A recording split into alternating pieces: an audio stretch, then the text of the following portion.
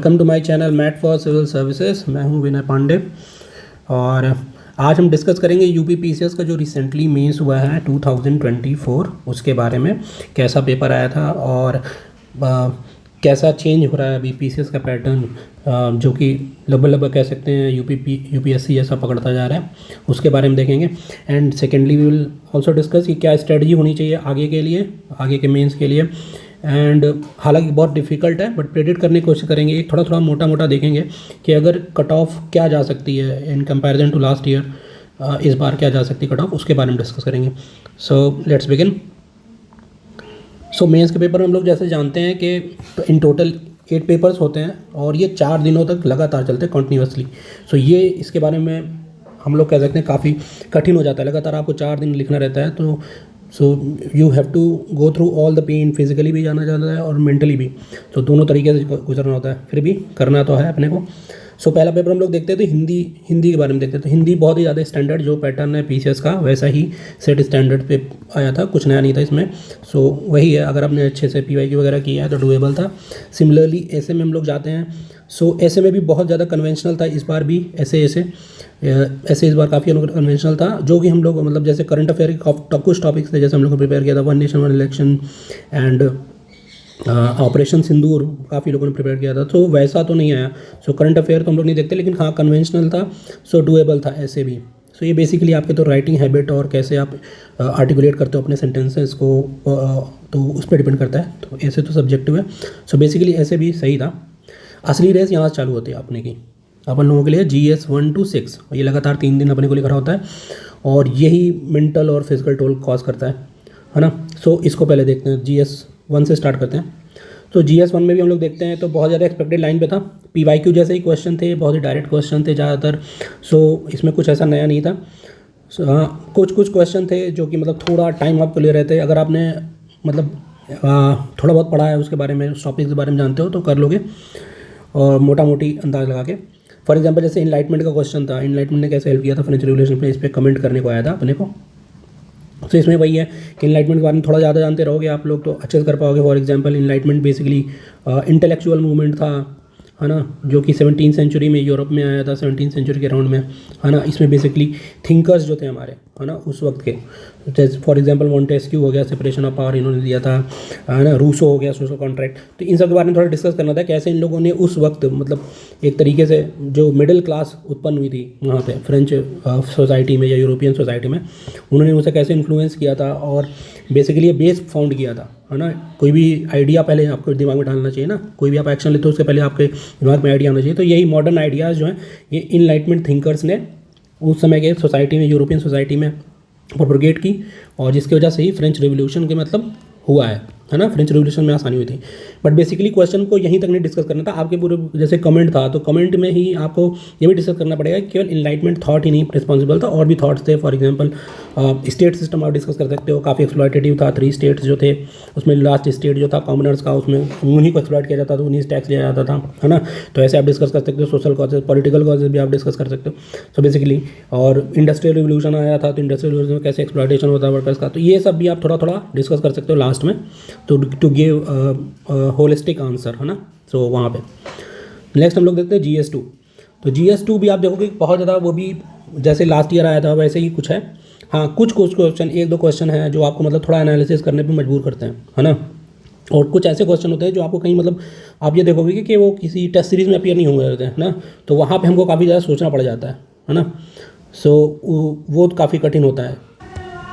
For example जैसे हम लोग देखें, ये पहला क्वेश्चन आया था, है ना, कंपोजिशन ऑफ कॉन्स्टिट्यूएंट असेंबली।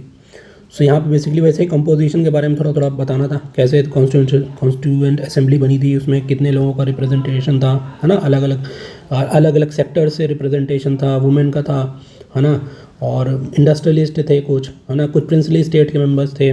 सो ऐसा करके कंपोजिशन के बारे में थोड़ा बताना था। सो ये फिर नीति आयोग, ये भी मतलब स्टैंडर्ड सेट है, वैसा ही है क्वेश्चन, कोई ऐसा नई थिंकिंग पे नहीं दिया है कि आपको काफ़ी एनालिसिस करना हो। तो यहाँ पर आप देखे जाओगे। फिर कुछ बाउंसर्स थे, फॉर एग्जांपल WHO। अब WHO तो हम लोग कोविड के टाइम पे अगर देखेंगे तो उस समय इसका रोल था, तो उस वक्त थोड़ा बहुत आप पढ़े भी हो गया, बट अभी इतने साल बाद देखो उसको वैसे रिपीट कर दिया। सो यही है कि आपके लॉन्ग टर्म मेमोरी में जितना सेव होगा उसके हिसाब से आप करोगे, है ना। क्योंकि ये यूएस यहाँ से विथड्रॉ कर गया था, तो बेसिकली आप कह सकते हो कंटेम्प्रेरी करंट अफेयर का पार्ट है। सो ऐसे भी आ सकते हैं क्वेश्चन 3-4 साल पुराने, 2-3 साल पुराने, है ना। तो यहाँ आप देखोगे आप स्ट्रक्चर और फंडिंग के बारे में उसके पूछ रहा है, क्योंकि बेसिकली यूएस जो है उससे बाहर हो गया था, फंडिंग नहीं कर रहा है। सो इसलिए ऐसा क्वेश्चन आया है, तो इसको करना था। सो ये बाउंसर टाइप के होते हैं, उस वक्त याद है तो आप कर लोगे, है ना। फिर ये regional policy toward south east Asia, ये भी वही है, एक्ट ईस्ट पॉलिसी वैसा करके बताना है आपको। हाँ, ये देखो ये क्वेश्चन थोड़ा आप कह सकते हो उस वक्त ये भी एक बाउंसर की तरह रहता है जो आपको सोचना पड़ता है ना। ये सब थोड़ा एनालिसिस वाले क्वेश्चन है। For example, state legislature often seen as voice of states within India's federal structure, है ना। तो बेसिकली यहाँ पे आपको इंपॉर्टेंस ऑफ स्टेट लेजिस्लेचर के बारे में बात करनी है, कैसे वो, है ना, वॉइस देता है, acts as a voice India federal structure, है ना। तो इसमें आप कुछ कंटेम्प्रेरी या फिर करंट अफेयर भी डाल सकते हो। फॉर एग्जांपल जैसे केरला का एग्जांपल आप लोगे, है ना, केरला ने भी मोशन पास किया था अगेंस्ट सिटीजनशिप अमेंडमेंट एक्ट, तो वैसा आप कुछ लिखोगे। फॉर एग्जांपल इनको एक वॉइस मिलता है ना, ये दिखाते हैं कि यहाँ के पीपल जो हमारे एक पर्टिकुलर रीजन के पीपल हैं वो क्या सोच रहे हैं, है ना, आपके बारे में, मतलब इंडिया ओवरऑल नेशनल पॉलिसी में कैसे स्टेट लेजिस्लेचर कंट्रीब्यूट करता है उसके बारे में आप बता सकते हो। फॉर एग्जांपल स्टेट जो लॉज होते हैं पहले, फॉर एग्जांपल आर्टिकल आप लोग देखोगे तो जो 2 स्टेट मिलके, फॉर एग्जांपल वाटर एक्ट जो बना था ना, water pollution and control act, so वो भी स्टेट जो है वो आपस में मतलब पार्लियामेंट से डिमांड करते हैं कि इसके ऊपर हमको लॉ बनाओ, फिर ये कुछ स्टेट डिमांड करते हैं, फिर ये और लार्जर स्टेट में इंप्लीमेंट हो जाता है। सो ऐसे करके आप बता सकते हो कैसे वो वॉइस की तरह ऐड करते हैं अपनी स्टेट्स के लिए, है ना। तो एनालिसिस करना है थोड़ा बहुत, आप इसमें क्रिटिकल पॉइंट भी डालोगे, है ना, कि कैसे मतलब स्टेट लेजिस्लेचर, फॉर एग्जांपल हम लोग क्या करते हैं, फेडरल सुप्रीमेसी है हमारी, है ना, तो सेंटर के ऊपर ज़्यादा पावर रहती है, सेंटर के पास ज़्यादा कलेक्टिव पावर है। सो वो कैसे स्टेट के अगेंस्ट एक्ट कर देता है, गवर्नर की थोड़ा पावर आप डिस्कस कर सकते हो। और अगर स्टेट को भी ऑटोनॉमी ज़्यादा मिलेगी सो वो नेशनल इंटीग्रेशन के अगेंस्ट हो जाएगी। सो ऐसे करके आप इसको लिख सकते थे, हैंडल कर सकते थे। ओके, तो यही एक क्वेश्चन था जो मुझे लगा कि थोड़ा इसमें एनालिसिस चाहिए थी। एंड देन आप ये देखोगे role of finance commission in addressing regional disparities, इसमें आप वर्टिकल और हॉरिजॉन्टल दोनों ही थोड़ा बहुत डिस्कस करोगे। सो वर्टिकल तो हम लोग फिर भी पा जाते हैं ना, वर्टिकल जो डिस्पैरिटी है सेंटर से स्टेट के बीच में, वो तो फाइनेंस कमीशन मतलब देख लेता है, उसे कर लेता है ना। फिर भी सेंटर क्या होता है, कभी कभी जैसे फॉर एग्जांपल 41% है, 15 फाइनेंस कमीशन ने सेट किया है, फिर भी ये 41% जाता नहीं है, पूरा डिवॉल्व नहीं होता है ना, कुछ ना कुछ कट रहता है इसमें। तो एक ये चैलेंज हो जाता है वर्टिकल में, मेनली चैलेंज आता है हॉरिजॉन्टल में, क्योंकि अब जैसे हम लोग जा सकते हैं साउथ सदर्न स्टेट का जो मेन चैलेंज है कि भाई आप 2011 का सेंसस ले लिया है, तो उनका जो है उन्होंने जो काम किया इतने सालों तक, है ना, अपना पॉपुलेशन कंट्रोल के लिए, वो उनके साथ मतलब एक तरीके से अच्छा नहीं है ना।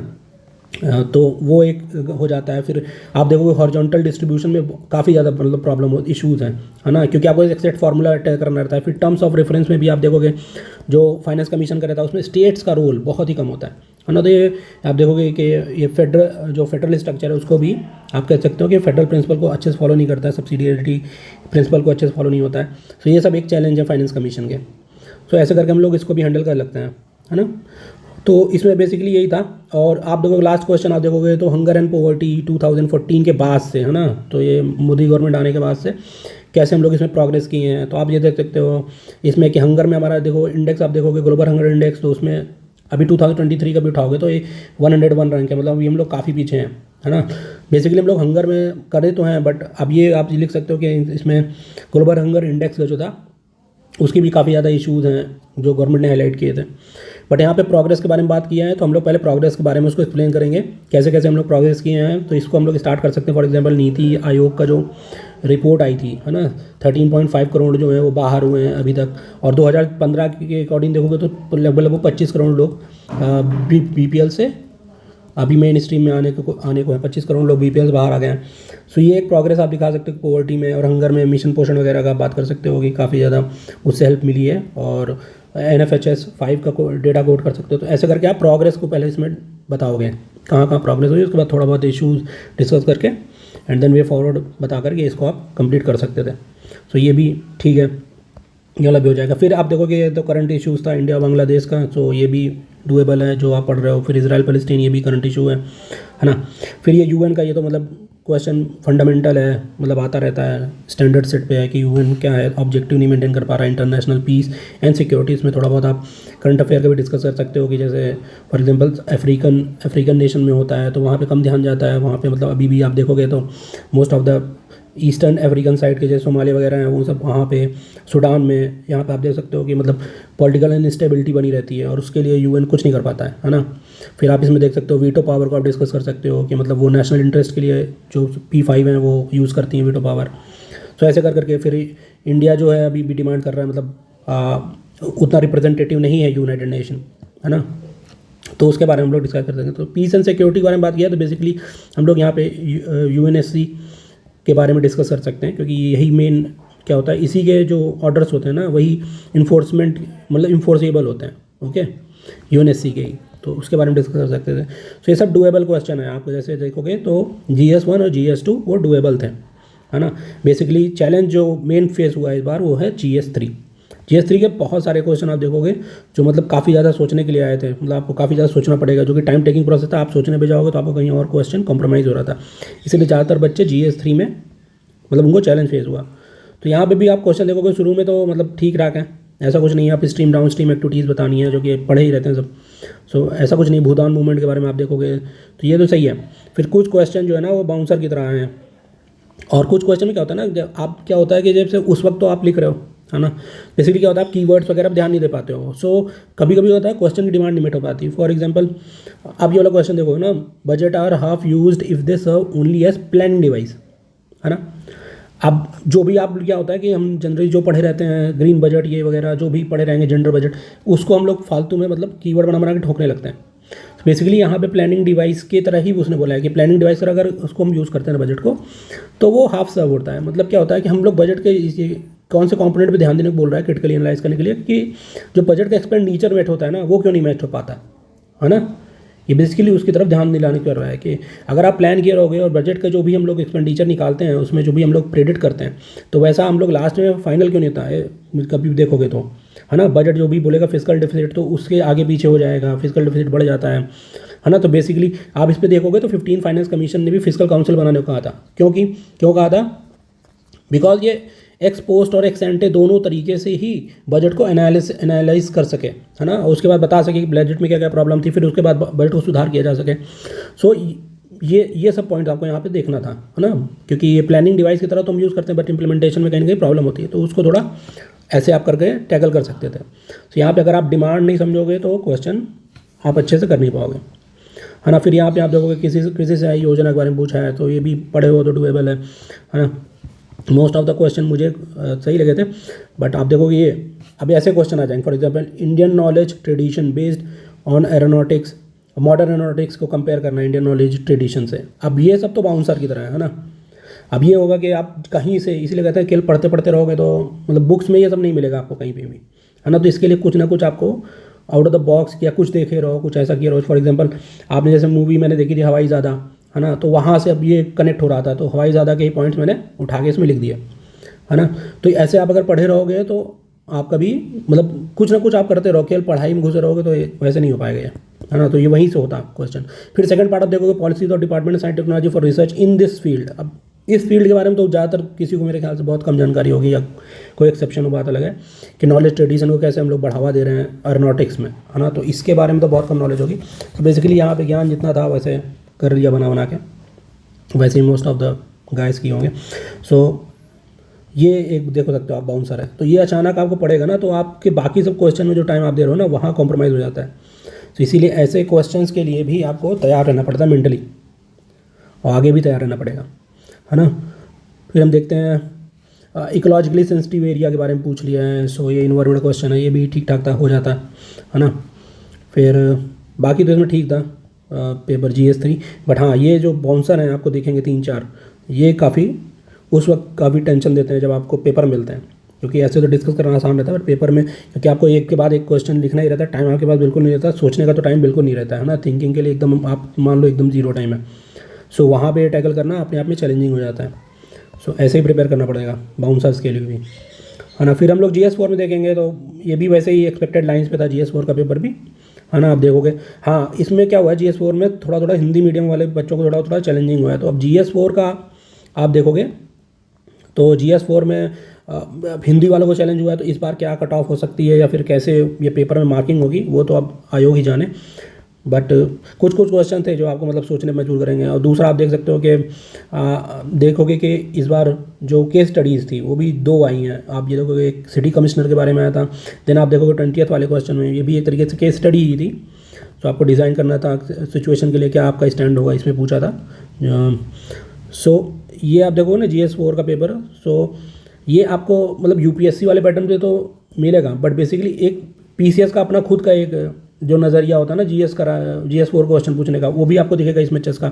फॉर एग्जांपल ये बहुत ज़्यादा कंटेम्प्रेरी पूछता है, काफ़ी अभी बुक से उठा के पूछता है ना यूपीपीसीएस में। एक आप देखोगे जैसे फॉर एग्जांपल हम क्वेश्चन देखें, सो ये what is the moral basis of work performance in system of governance, discuss in light of result contingent and result non contingent कर। अभी देखो कर्मा थियरी से मिला करके पूछ लिया इसने वर्क परफॉर्मेंस के बारे में, है ना, गवर्नेंस में। सो आप ये देखोगे अब ये उस वक्त result contingent result non contingent समझ में आ रहा है कि नहीं। अब उस वक्त आप सोच पा रहे हो कि नहीं कि भाई ये बेसिकली क्वेश्चन कहाँ से आ रहा है, ये बेसिकली क्वेश्चन वहाँ से है ना, अपने गीता के, है ना, गीता में जो कृष्ण ने कहा है बेसिकली निष्काम कर्म के बारे में, है ना। तो वहाँ से ये क्वेश्चन आया है। बस उस वक्त आपको स्ट्राइक कर रहा है कि नहीं रिजल्ट कंटिंजेंट मतलब आप और रिजल्ट नॉट कंटिंजेंट मतलब आप निष्काम होकर कर रहे हो या फिर काम के साथ मतलब आप रिजल्ट पे ज़्यादा ध्यान दे रहे हो। तो बेसिकली वैसे ही डिओंटोलॉजिकल और आप कह सकते हो कॉन्सिक्वेंशलिस्ट। सो वैसे ही एक डिबेट है, ये भी वही डिबेट को यहाँ पे एड्रेस करना था इस क्वेश्चन में भी। बस ये उस वक्त आपको स्ट्राइक करता है कि नहीं। तो ये होता है कि वो काफ़ी ज़्यादा मतलब बुकिश आपको पूछ लेता है पीसीएस में, है ना। आप यूपीएससी का देखोगे पेपर तो वहाँ काफ़ी ज़्यादा कंटेम्प्रेरी रहेगा, बट यहाँ पे आपको थोड़ा बुकिश होना पड़ेगा, बुक से थोड़ा बहुत उठाएगा सवाल। फॉर एग्जांपल विवेकानंद के आपको देखोगे, विवेकानंद कैसे सक्सेसफुल हैं developing core ideas and values of morality in human behaviour. अब विवेकानंद का कंटेम्प्रेरी रेलेवेंस पूछ लिया उनके टीचिंग्स का, है ना। यूनिवर्सल, जैसे उन्होंने बोला था यूनिवर्सल रिलीजन की बात की थी। उसके बाद आप देखोगे कि ड्यूटीज़ के बारे में विवेकानंद ने बहुत अच्छे से बताया है ना, कि एक तरीके से डिओंटोलॉजिकल एथिक्स के बारे में वो बोलते हैं, है ना। और service to humanity, service to God, वैसे करके आप इसको भी एड्रेस कर सकते थे। सो GS4 में आप देखोगे तो वैसा ही जो हर बार का रहता है वैसा ही पैटर्न था। बस हाँ, हिंदी मीडियम में थोड़ा बहुत दिक्कतें सुनने को आई हैं। कुछ स्टूडेंट हैं जिनको प्रॉब्लम हुई हिंदी से, इसका जो है जो इन्होंने ये ट्रांसलेशन किया उसमें दिक्कत आ रही थी। तो आप एक बार हिंदी देख इंग्लिश पढ़ लेते तो हो जाता, है ना। सो अब देखते हैं मेन GS5 और GS6, जो कि मतलब लास्ट ईयर भी काफ़ी ज़्यादा लोगों के मार्क्स बहुत ज़्यादा रैंडम, किसी के आप देखोगे GS6 में तो 50-50 मार्क्स, 48-48 मार्क्स ऐसे आ गए हैं लोगों के। सो उन्होंने ही पूरा रिजल्ट ख़राब कर दिया था। तो इस बार भी आप देखोगे तो GS6 वैसा ही कुछ आया है ना। GS6 में भी इस बार बहुत ज़्यादा प्रिडिक्टेबल नहीं था। काफ़ी क्वेश्चन आप देखोगे लास्ट ईयर तो पॉलिसीज़ से उठा पूछा, लेकिन इस बार एक भी पॉलिसीज़ नहीं पूछी उन्होंने, है ना। तो GS6 में तो ऐसा भी हुआ है। सो आप देखोगे तो GS5 में तो क्वेश्चन देखेंगे तो हाँ, अब ये होता है कि इंटरप्रिटेशन में भी दिक्कत होती है। जैसे कभी कभी क्या होता है GS5 में GS6 में आप क्वेश्चन देखोगे ना तो इंटरप्रिटेशन में आपको प्रॉब्लम हो जाएगी। फॉर एग्जांपल ये देखते हो आप GS5 का, है ना, Panchayati Raj system has a long success story in Uttar Pradesh. अब ये क्वेश्चन क्या, ये आप या तो आप पंचायती राज जो यूपी में जो इम्प्लीमेंट हुआ है उसके बाद से आपने केस स्टडीज़ पढ़ी हो उसके बारे में। अब ये हार्डली मतलब ध्यान देने वाली बात है, हम लोग केस स्टडी इतना कहाँ पढ़ेंगे। पर वही है, अब ये केस स्टडी पूछ लिया, अब इसमें आप क्या लिख के आओगे, है ना। अब ये देखो लॉन्ग, ये ओपन एंडेड क्वेश्चन बना देता है, लॉन्ग सक्सेस स्टोरीज। तो अब इसमें आप कैसे, कोई लड़का सोचेगा कि हम इसको प्री इंडिपेंडेंस से लिखना चालू करेंगे। प्री इंडिपेंडेंस हम लोग देखेंगे कि कहाँ कहाँ क्या पंचायती राज सिस्टम जब इम्प्लीमेंट हुआ है तो उसके बारे में क्या लिख सकते हैं, है ना। उससे पहले क्या डेवलपमेंट हुई है यूपी में PRI को लेके। सो ऐसे भी और कुछ होंगे 72nd और 73rd अमेंडमेंट के बाद से बात करेंगे उसके बारे में, 73rd 74th के बाद में। सो ऐसा भी होगा। सो ये तो इम्प्लीमेंट अपने अपने इंटरप्रिटेशन पर डिपेंड करता है, बट बेसिकली PRI के बारे में बोल रहा है, पंचायती राज सिस्टम यहाँ पे दे दिया है ना। तो ये कब से आया है तो हम लोग देखेंगे कॉन्स्टिट्यूशनलाइजेशन तो इसका 73rd 74th हुआ है, पर उससे पहले भी क्योंकि डेवलपमेंट रही है। अगर हिस्टोरिकल भी देखोगे तो ऐसा भी है। तो ये बहुत ज़्यादा अपने अपने इंटरप्रिटेशन पर डिपेंड करता है क्वेश्चन करना, है ना। तो ऐसे क्वेश्चन भी आएंगे जहाँ पे आपको मतलब खुद से इंटरप्रेट करना रहेगा और बहुत शॉर्ट टाइम में इंटरप्रेट करके कैसे क्या लिखना है। और अगर आप मान लो 73rd 74th से लिखना भी चालू करोगे तो आपको केस स्टडीज़ इसके बारे में ज़्यादा नहीं बताऊंगी, हो सकता है 1-2 पता भी हो, है ना, सहारनपुर वगैरह की, बट आप ज़्यादा लिख नहीं पाओगे। और ये 12 मार्क्स का क्वेश्चन है तो बेसिकली आपको इसमें कैसे हैंडल करना है वो उस समय चैलेंजिंग हो जाता है। सो आपको वही है कि आप कुछ अपने हिसाब से जो भी समझ में आता है उस वक्त जैसे दिमाग चलता है उसके अकॉर्डिंग ही हैंडल करना पड़ेगा, है ना। फॉर एग्जांपल आप यहाँ पे डिस्कस कर सकते हो कि प्री इंडिपेंडेंस कैसा था, उसके बाद इंडिपेंडेंस के बाद क्या क्या हुआ है ना। फिर 1947 एक्ट की जो है उसके बारे में आप बता सकते हो, पंचायती राज आया, है ना। फिर 73 74 अमेंडमेंट के बारे में डिस्कस कर सकते हो। तो ऐसे आप टाइमलाइन पकड़ के चलोगे तो ये थोड़ा क्वेश्चन डुएबल हो जाएगा। बाकी अगर आपको केस स्टडीज़ याद है तो फिर तब तो बहुत अच्छी बात है, बट मेरे ख्याल से केस स्टडीज़ तो मेरे ख्याल से लोगों को ज़्यादा पता नहीं होंगी। सो ये क्वेश्चन अपने आप में चैलेंजिंग हो जाता है ना। फिर आप देखोगे ये अब जैसे प्रोटेस्ट वगैरह हो रहे थे तो ये यूपीपीएससी का ही आ गया, Uttar Pradesh public service commission का बारे में, रोल के बारे में डिस्कस करना है और क्या चैलेंजेस हैं, है ना। इसकी इंडेपेंडेंट और impartial selection of public servants, है ना, ये क्या ये फेस करता है चैलेंजेस, है ना। तो अब ये तो जानते हैं जैसे फॉर एग्जाम्पल करप्शन केस हैं, है ना। अभी तो सीबीआई अंडर इन्वेस्टिगेशन ही है, जो लास्ट ईयर मतलब लास्ट गवर्नमेंट में करप्शन वगैरह हुए हैं। फिर इस बार भी आप देखोगे कि प्रोटेस्ट होते रहते हैं स्टूडेंट के, है ना। और उसके बाद हाई कोर्ट ने भी संज्ञान लिया एक पीसीएसजे के बारे में, आप बता सकते थे पीसीएसजे में कैसे कॉपीज इंटरचेंज होगी। तो ये सारे इशूज़ इसको दिखते हैं सिलेक्शन ऑफ पब्लिक सर्वेंट में, क्योंकि यहाँ पे काफ़ी ज़्यादा मतलब आप करप्शन के बारे में हाईलाइट कर सकते हो। फिर उसके बाद आप ब्यूरोक्रेटिक हर्डल्स जो ये फेस करता है ना डिसीजन मेकिंग में, वो सब बारे में आप डिस्कस कर सकते हो। फिर वही है, फिर जनरल इशूज़ कुछ फंड्स वगैरह ऐसे करके आप इसके चैलेंजेस बता सकते थे यहाँ पे। बाकी रोल तो जो है सब लक्ष्मीकांत में पढ़ती हैं, तो रोल के बारे में डिस्कस कर सकते हो कि एग्जामिनेशन कंडक्ट कराता है ये सिविल सर्विसेज के, है ना, सिविल पोस्ट के लिए। फिर आप जो भी सिलेक्टेड कैंडिडेट होंगे उनका अगर डिसिप्लिनरी एक्शन है तो उसमें इसको इन्वॉल्व करना जरूरी होता है। फिर थर्ड क्या होता है, ये इसके पास एडवाइजरी जुरिडिक्शन भी होता है, तो एडवाइस भी करता है। फॉर एग्जांपल कुछ नई पोस्ट हुए या new civil services civil post के लिए कोई रिक्रूटमेंट होना है तो उसके बारे में एडवाइस करता है। तो ऐसे करके आप इसके रोल भी डिफाइन कर सकते थे, है ना। सो ये आप देखोगे तो इसमें जो सबसे ज़्यादा चैलेंजिंग क्वेश्चन एक ये लगा था। बाकी मेजर फेस्टिवल है, फेस्टिवल आएगा तो फेस्टिवल फेयर काफ़ी लोग मिक्स करके लिख देते हैं, कुछ फेस्टिवल के बारे में लिख देते हैं, कुछ फेयर को भी फेस्टिवल बना के लिख देते हैं। तो यहाँ पे तो फिर वही है कि आपको उस वक्त जो याद आ रहा है वही लिख पाओगे, है ना। बट यहाँ पर क्वेश्चन जो है वो फेस्टिवल के बारे में, तो आपको फेस्टिवल ही बताना है ना।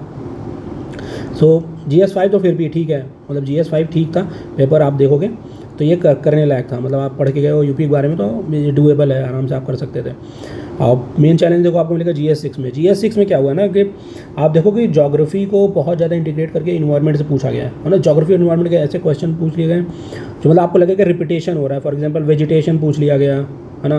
फिर वेजिटेशन के बाद आपने फिर कुछ 12 मार्क्स में आप देखोगे तो आपको फिर वही वेजिटेशन जैसे क्वेश्चन, मतलब आप हैबिटेट बताओ, हैबिटेट के बारे में अलग अलग रीजन के बारे में पूछा गया। फिर मतलब आप देखो ना वही क्वेश्चन आपको लग रहा था बस रिपीट हो रहा है कुछ अलग अलग वर्डिंग्स के साथ, है ना। तो ये चैलेंज हो जाता है अपने आप में, आप बार बार वही चीज़ नहीं ले सकते हो। तो और बेसिकली आप जब लास्ट 6 पेपर तक पहुँचते हो ना यहाँ GS6 में, तो वैसे भी केवल माइंड मतलब एक तरीके से आप कह सकते हो ब्लॉक सा हो जाता है ना। मोस्ट ऑफ द स्टूडेंट ये फेस करते हैं, ब्लॉक हो जाता है एक तरीके से। आप लगातार 3-4 दिन 3 दिन मतलब एकदम जग के रगड़ के पढ़ते रहते हो और एग्ज़ाम देते हो, बस पढ़ते हो एग्ज़ाम देते हो, पढ़ते हो एग्ज़ाम देते हो। तो वैसा माइंड काम करना उस वक्त बहुत ज़रूरी होता है ना। तो इसमें अगर हम लोग क्वेश्चन देखते हैं तो what are the policies and program of government Uttar Pradesh promote MSME। अब यहाँ पे क्या हो रहा है ना, अगर आप केवल ये देखो क्वेश्चन पॉलिसीज़ और प्रोग्राम दोनों पूछा है ना। तो प्रोग्राम वाले में ही आप प्रोग्राम डिस्कस करोगे, पॉलिसीज़ में policies, for example MSME policy के बारे में आप डिस्कस कर सकते थे, है ना। तो ऐसे करके आपको इसमें केवल पॉलिसी बतानी है, इसमें प्रोग्राम। आप कुछ लड़के होंगे जो एकदम केवल स्कीम लेके चले जाओगे तो उसमें आपको मार्क्स नहीं मिलेगा इसमें, है ना। मतलब मिलेगा, वही बोल रहे हैं 2-3 नंबर मिल जाएगा, बट आपको सही मार्क मानना है 4.5 या 5 ऐसे पाना है। तो बेसिकली आपको पॉलिसीज़ में पॉलिसीज़, प्रोग्राम में प्रोग्राम ही हैंडल करना पड़ेगा ना, ऐसे नहीं आप छोड़ सकते हो। फिर आप देखोगे कि क्या आप देखो describe geographical distribution and characteristic और main type of natural vegetation Uttar Pradesh, ये क्वेश्चन देखो। एंड देन हम लोग देखेंगे कि ये क्वेश्चन मिला लो और फिर आप देखो कि इन्वायरमेंट के ये देखो describe the habitat condition flora fauna and 3 eco zone of Uttar Pradesh, है ना। वही बब्बर तराई, गंगेटिक और फिर लास्ट वाला अपना ये जो लास्ट में होता है बाघेलखंड और बुंदेलखंड, इन तीनों एरिया के बारे में यहाँ पर बताना था।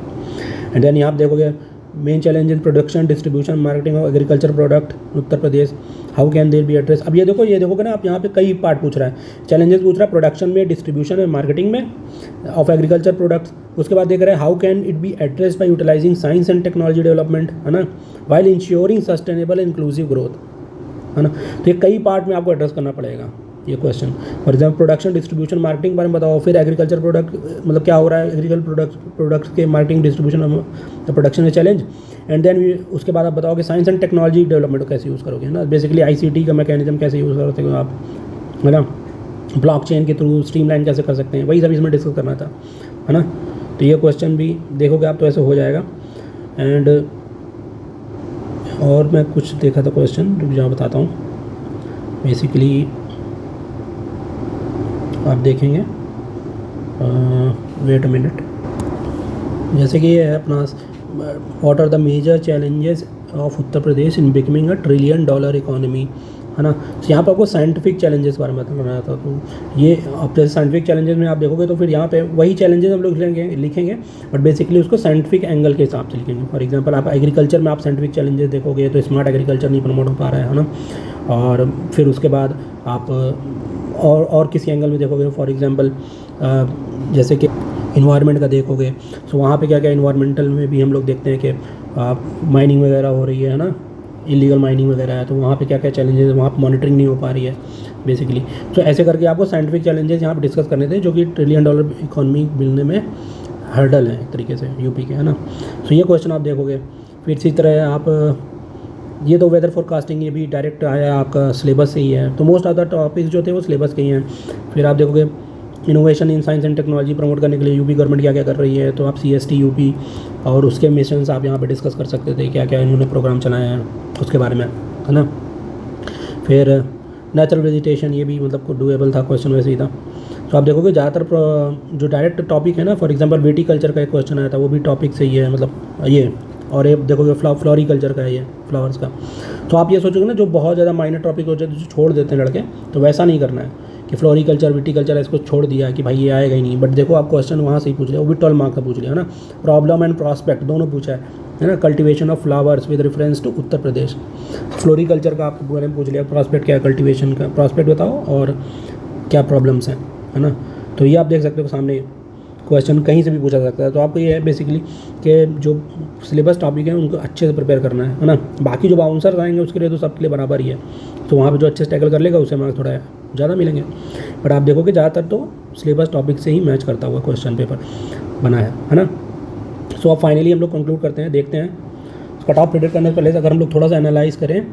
सो अगर हम लोग देखें तो क्या हुआ है कि अगर आप GS1 का उठाओगे, है ना, GS1 में, तो GS1 एक्सपेक्टेड लाइन पे था, है ना, तो यहाँ पे तो दिक्कत नहीं है। फिर GS2 भी आप देखोगे तो GS2 में भी वो भी आप देखोगे तो वो भी एक तरीके से स्टैंडर्ड सेट पे ही था, एक दो क्वेश्चन छोड़ दें तो स्टैंडर्ड ही था, है ना।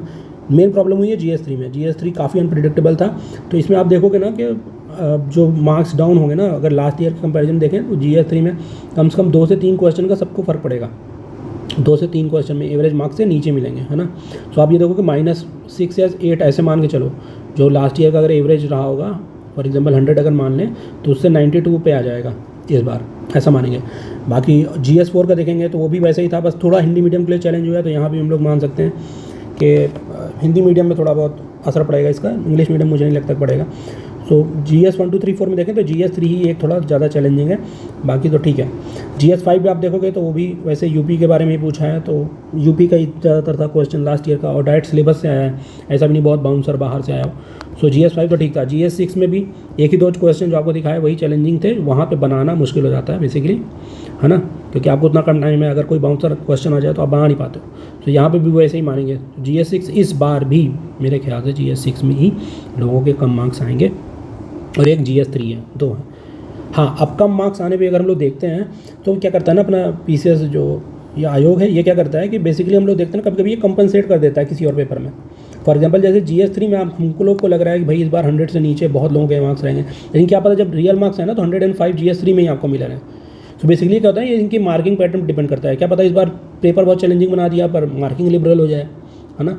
तो इसलिए कट ऑफ प्रिडिक्ट कर पाना बहुत मुश्किल हो जाता है कि हम लोग अगर मान लो 734 मान के चले, लास्ट ईयर का 734 था जनरल का, है ना, तो अब इस बार तो बेसिकली इससे कम ही जाना चाहिए। 2 कारण है, एक तो 900 प्लस पोस्ट है, और दूसरा क्या है GS3 आप देखोगे और GS6, है ना, ये दोनों ही चैलेंजिंग पेपर थे, है ना। तो इसके वजह से तो डाउन तो होना चाहिए, बट अब ये जाएगा कि नहीं जाएगा ये प्रेडिक्ट करना थोड़ा मुश्किल हो जाता है। पर हाँ, अब इस बार पोस्ट ज़्यादा है, और अगर लास्ट ईयर जैसी मार्किंग होती है तो डेफिनेटली ये कट ऑफ तो नीचे जाएगी ही जाएगी। अब ये कितनी जाएगी, तो बेसिकली मेरे ख्याल से ये 15 से 20 नंबर जा सकती है आराम से, क्योंकि फर्स्ट क्योंकि पोस्ट ज़्यादा है, दूसरा कारण ये हो सकता है कि जो आपके GS3 और GS6 के मार्क्स जो हैं ना वो बहुत ज़्यादा वेरी करेंगे लोगों में। जिन्होंने अच्छे से बना लिया होगा, हालांकि बहुत कम चांस है, बट हाँ जिन्हें बहुत एक्सेप्शनल बच्चे होंगे जिन्होंने GS3 और GS6 बहुत अच्छे से बनाया हो 1-2 की तरह, है ना, तो इसमें तो वेरी करेगा GS3 में का, और GS6 में भी वैसे ही रहेगा, है ना। सो ये लास्ट ईयर जैसा ही कट ऑफ जाएगा, बस 15 से 20 मार्क्स का मुझे लग रहा है क्योंकि अंतर पड़ेगा, है ना। तो आप ये मान सकते हो कि 710 के अराउंड, 710 प्लस -5 ऐसा ही जाना चाहिए कट ऑफ जनरल का इस बार, है ना। 10 प्लस -5 के अराउंड ही जाएगा कट ऑफ इस बार। ओके, चलो, थैंक यू फॉर वॉचिंग।